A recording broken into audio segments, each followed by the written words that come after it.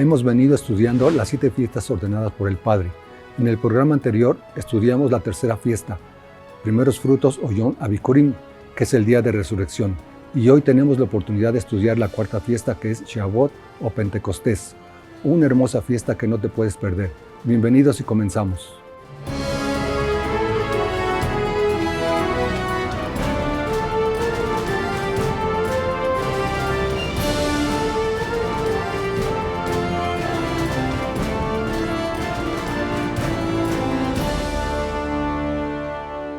Liliana, un gusto saludarte. ¿Cómo estás?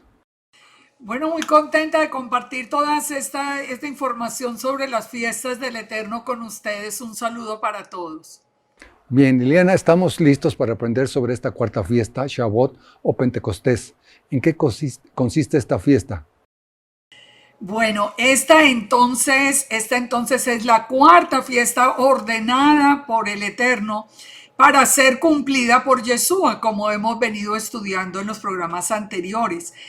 Y en los programas anteriores hemos visto también cómo las fiestas, digamos que comenzaron no ya directamente, digamos, a partir del tiempo de Yeshua, sino que las hemos visto relacionadas al pueblo de Israel cuando estaba todavía en Egipto.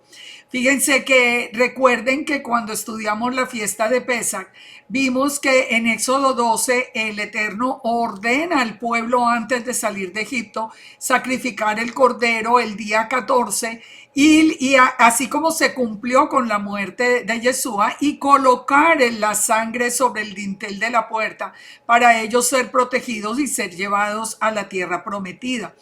Vimos también cuando estudiamos la fiesta de pan sin levadura, Hanmasot, vimos que el Eterno les manda a que no leuden el pan porque deben salir apresuradamente para el desierto. Es decir, que en las fiestas, realmente esas fiestas comenzaron en el mismo Egipto. Cuando estudiamos la fiesta de primeros frutos, entendimos, y eso lo podemos verificar en la misma escritura, que entre el día de Pesach y el paso del Mar Rojo hay exactamente 3 días y 3 noches, así como Yeshua había anunciado que iban a ser los días en que él permanecería en la tumba antes de su resurrección.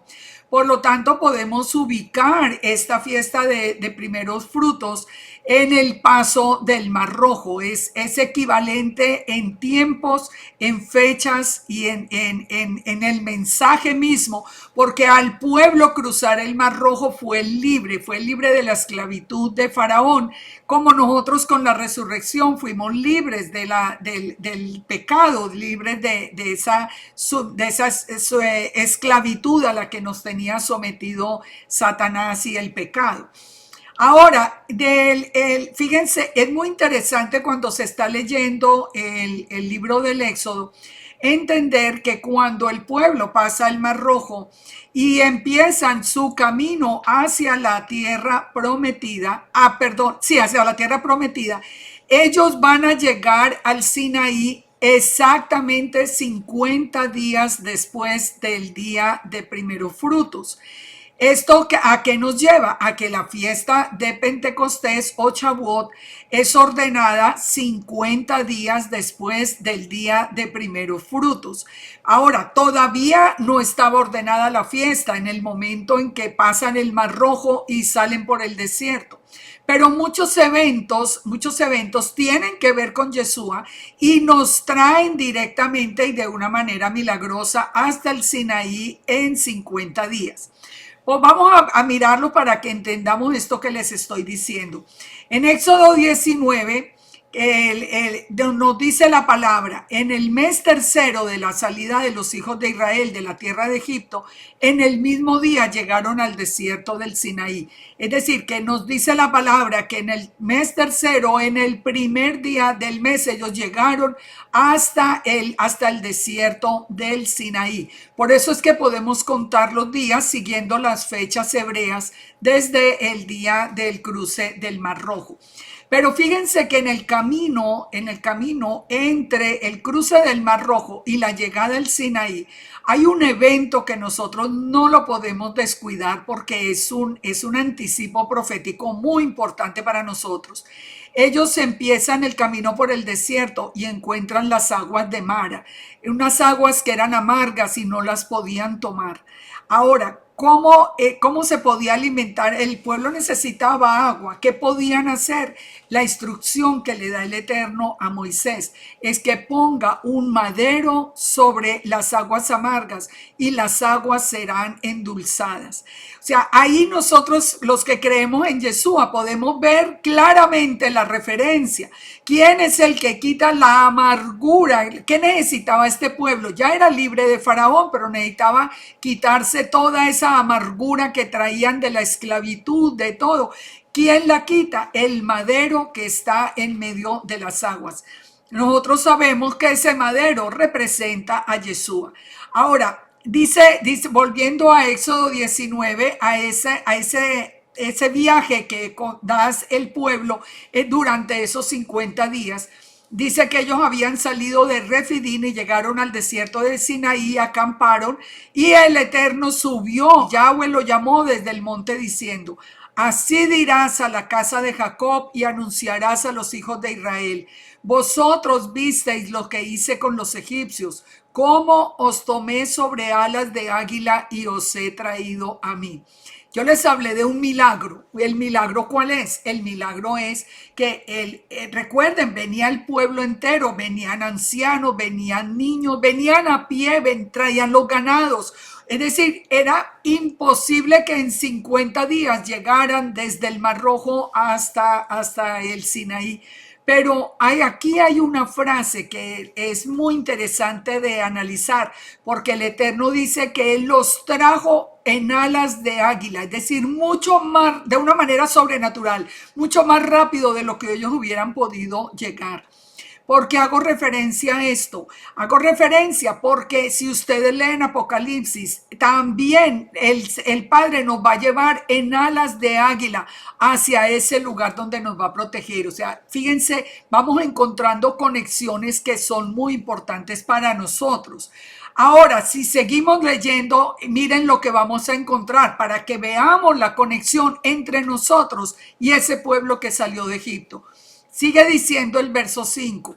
Ahora pues, si diereis oído a mi voz y guardareis mi pacto, vosotros seréis mi especial tesoro sobre todos los pueblos, porque mía es toda la tierra. Y vosotros me seréis un reino de sacerdotes y gente santa. Estas son las palabras que dirás a los hijos de Israel.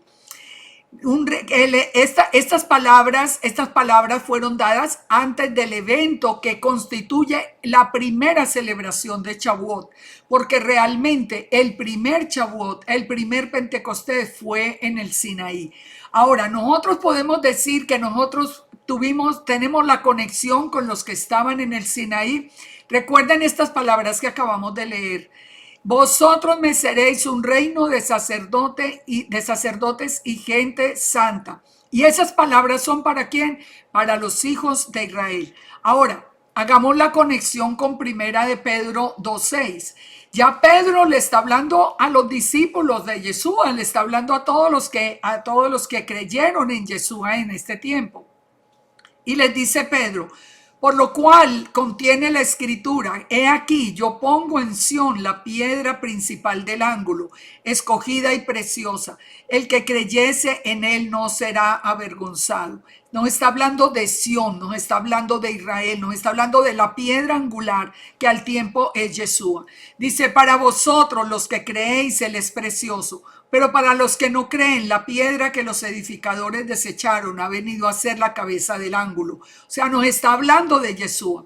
Piedra de tropiezo y roca que hace caer, porque tropiezan en la palabra, siendo desobedientes, a lo cual fueron destinados. Está hablando de todos los que rechazan a Yeshua. Pero a los que creyeron en Yeshua, ¿qué les dice?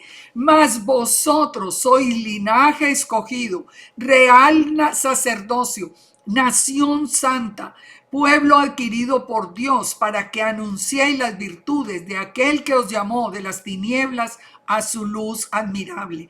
Vosotros que en otro tiempo no erais pueblo, pero que ahora sois pueblo de Dios. ¿A quién le está hablando? Le está hablando a todas esas ovejas de la casa de Israel que le está recogiendo, a todos los que escuchan la voz de Yeshua y lo siguen. Recuerden, Yeshua mismo dijo, mis ovejas siguen mi voz, oyen mi voz y me siguen. Aquí Pedro les está diciendo y les está recordando las palabras del Sinaí. Vosotros sois linaje escogido, real sacerdocio, nación santa. ¿Por qué les dice que antes no eran pueblo? Porque recordemos que la casa de Israel le dio la espalda al Eterno, le dio la espalda a la identidad israelita y se volvió gentil. Pero el Eterno en su amor nos llama de nuevo de regreso. Por eso cuando nosotros seguimos estudiando todo el evento del Sinaí, nosotros encontramos que también el mismo Pablo hace referencia a que en el Sinaí, ¿quiénes estaban? Estaban las tribus, en el Sinaí estaban también los egipcios, que eran gentiles que habían creído en el Dios de Israel, y estaban las tribus de Efraín y Manasés, y todos allí recibieron ese primer día de Pentecostés o de Shavuot. En aquel día se hizo un compromiso de bodas, nos dice la Escritura. Recuerden, nosotros somos la novia del Cordero. Nosotros estamos preparándonos para unas bodas, pero hay un solo novio y hay una sola novia. ¿Quién es el novio? Es Yeshua. ¿Quién es la novia? Es Israel, es el pueblo. Nosotros, ¿por qué sabemos? Porque era todo Israel, más los gentiles que habían creído, los que estaban al pie del Sinaí. Ahora, recordemos que ese primer pacto, ese primer compromiso de bodas, se selló también con sangre. Ya lo habíamos estudiado en un programa anterior, cuando nos dice en Éxodo 24 que el Moisés retomó la sangre de los corderos, la puso en tazones y la esparció sobre el altar, tomó el libro del pacto, lo leyó a oídos del pueblo, que el pueblo se comprometió diciendo, haremos las cosas que el Eterno ha dicho y obedeceremos, y nos dice el verso 8. Entonces Moisés tomó la sangre y roció sobre el pueblo y dijo, he aquí la sangre del pacto que Yahweh ha hecho por vosotros sobre todas estas cosas. Ese primer pacto en el día de Pentecostés fue sellado con sangre. Nosotros venimos estudiando en las fiestas y vemos que en la fiesta de Pesach, Yeshua repite las mismas palabras. Esta es la sangre, cuando él levanta el vino, esta es la sangre del nuevo pacto. ¿Por qué nuevo pacto? Porque el antiguo fue roto por el pecado del becerro de oro. Pero estaba anunciado que iba a haber un nuevo pacto con la casa de Israel y la casa de Judá. Ahora, Yeshua con su sangre, con su muerte, con su sacrificio, él sella el nuevo pacto. Esto quiero hacer énfasis para que podamos ver la conexión de nosotros con el pueblo al que Yeshua nos trae de regreso y nos trae a nosotros y nos injerta. Recuerde, esa palabra la usa el mismo Pablo. Dice que nosotros somos injertados en el olivo santo. De nuevo, todo esto fue lo que sucedió en ese primer día. En ese primer día de Shavuot. Fíjense, 50 días habían transcurrido entre el paso del Mar Rojo y el Sinaí. 50 días son los establecidos en la Torá entre la fiesta de primeros frutos y la fiesta de Shavuot. Entonces, esto es una confirmación de que esa palabra Shavuot o Pentecostés fue la que se dio inicialmente en el Sinaí. Un dato que es muy importante, Gerardo, es que es la primera vez allí en el Sinaí, es la primera vez que nosotros encontramos la palabra Kahal. Kahal, ¿qué quiere decir? Congregación o eclesía en griego, que es la palabra iglesia. O sea, la primera vez que se encuentra la palabra iglesia es en el Sinaí. Y eso lo podemos probar en cualquier concordancia hebrea. En Levítico 23, ya después, allí, aquí en el Sinaí, es ordenada, digamos, oficialmente la fiesta. Dice, contaréis desde el día que sigue al día de reposo. Recuerden, aquí está hablando del Shabbat semanal. El día siguiente es el primer día de la semana, que hoy se llama domingo. Desde el día que ofreciste la gavilla mecida, que fue lo que estudiamos en los programas anteriores, la fiesta de primeros frutos. Contarán 7 semanas cumplidas hasta el día siguiente del séptimo día de reposo y contarán 50 días. Si se van a cumplir al día siguiente del séptimo día de reposo, quiere decir que Pentecostés o Shavuot siempre va a ser un domingo, va a ser el primer día de la semana. Entonces ofreceréis el nuevo grano al Eterno. De vuestras habitaciones traeréis 2 panes para ofrenda mecida, que serán de 2 décimas de efa de flor de harina, cocidos con levadura, como primicia para el Eterno. Y ofreceréis con el pan 7 corderos de 1 año sin defecto, un becerro de la vacada y 2 carneros, que serán holocausto para el Eterno, con su ofrenda y libaciones. Recordemos que ya Yeshua murió y es el sacrificio perfecto. Ya estos sacrificios no los hay, pero los había en las anteriores celebraciones. Esta fiesta en Levítico 23 también está ordenada como estatuto perpetuo de 50 días después y es de los primeros frutos, y se conoce como la fiesta de las semanas. Es la fiesta que concluye realmente todo el tiempo de Pesaj. Ahora, ¿qué fue lo que ocurrió en el Sinaí? Miren que si nosotros conectamos el Sinaí con la fiesta de Pentecostés o de Shavuot en el tiempo de Yeshua, en este tiempo que nos ocupa a nosotros en Hechos 1 y 2, vamos a encontrar muchas similitudes. Primero, fue ordenada en el día y fue cumplida en el día 50. Tanto en el Sinaí como en Jerusalén para el Nuevo Testamento. En el Sinaí hubo presencia de fuego, de gran sonido. Recuerden que dice que la montaña se estremecía por el sonido. ¿Qué pasó en Jerusalén en esa fiesta? También todos se maravillaron y se sorprendieron y hasta se atemorizaron por el ruido, que dice que un fuerte ruido del cielo se escuchaba. En el Sinaí, los mandamientos del Padre fueron escritos en piedra. En el Pentecostés del Nuevo Testamento nos dice la palabra, en Ezequiel 36, por ejemplo, nos dice que los mandamientos del Padre van a ser escritos en el corazón a través de la presencia del Espíritu Santo. Entonces, lo primero es escrito en piedra, los segundos en el corazón. En los escritos en el Sinaí nos dice la palabra que fue el dedo mismo de Elohim quien los escribió. En el Nuevo Testamento en Jerusalén, en el día de Shavuot, fueron escritos los mandamientos por el Espíritu Santo en el corazón.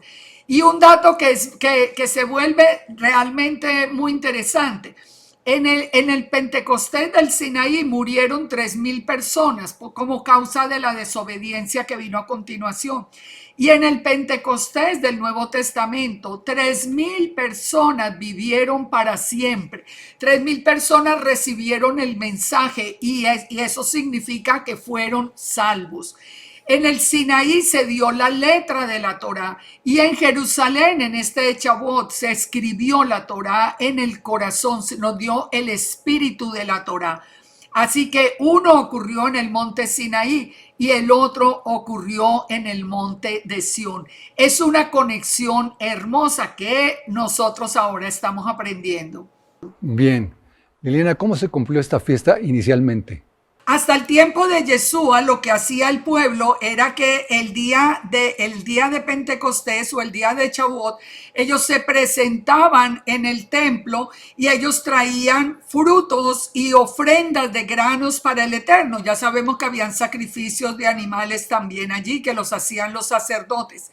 Pero la gente en general venía hasta el templo y presentaba una ofrenda personal, bien fuera de frutos o de granos. Ahora, pero se preparaban 2 panes con levadura y esos 2 panes con levadura se presentaban al Eterno. ¿Por qué con levadura? Recordemos que en Pesach los panes son sin levadura porque la levadura es un símbolo de pecado. Entonces, en Pesach estamos sacando el pecado de nuestra vida, estamos manejando durante toda la fiesta panes sin levadura. Yeshua murió por nosotros, Yeshua no tenía pecado, él es sin levadura. Pero aquí se están presentando en la fiesta de Shavuot, se presenta delante del Padre, se presentan las 2 casas de Israel, 2 panes con levadura, porque nosotros sí tenemos pecado. Entonces lo que se presenta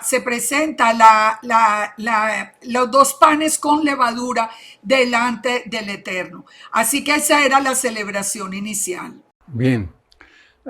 ¿Cómo cumplió Yeshua esta fiesta?